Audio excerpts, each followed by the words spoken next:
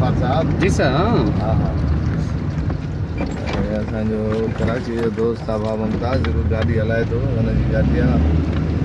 असां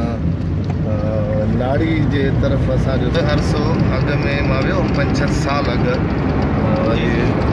बाबा साईं हे मुंहिंजो 178 पोखर इहे फस्ट टाइम वञूं था नाड़ी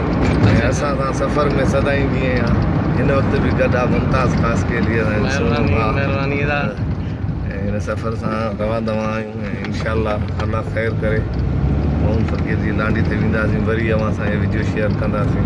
पर हींअर असीं पहुचण वारा आहियूं साम्हूं सैफला शाख आहे तक़रीबन 2 किलोमीटर उन खां पोइ बलूचिस्तान जो सफ़र शुरू थींदो सहराई सफ़र काशी जो सफ़र शुरू थींदो इंशाअल्लाह वरी हिते तव्हां ॾिसंदव बलूचिस्तान कीअं आहे पाण त गॾु घुमिया आहियूं हा इंशाअल्लाह बलूचिस्तान ज़रूरु घुमिया आहियूं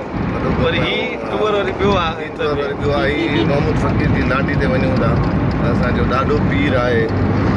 हुनजी ज़ियारत जे लाइ वञूं था ठीकु आहे ज़फ़र अॻु जे असांजो यार बिगड़े जो नालो छा हो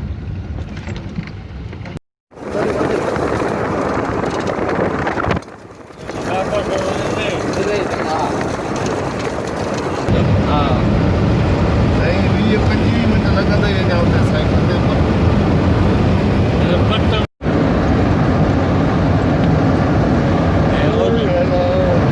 उदो बि हला करे सिधो हलो तेरो मुराद जमानी हा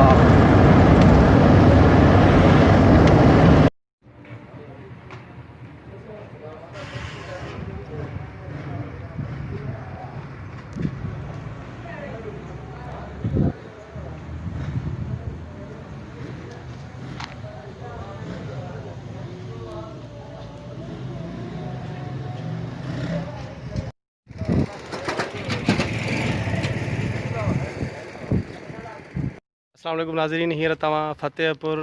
में हींअर बीठा आहियूं साईं चीज़र साईं जो रोज़ो ॾिसो था अचो त साईं जे रोज़े जी तव्हांखे ज़ियारत करायूं।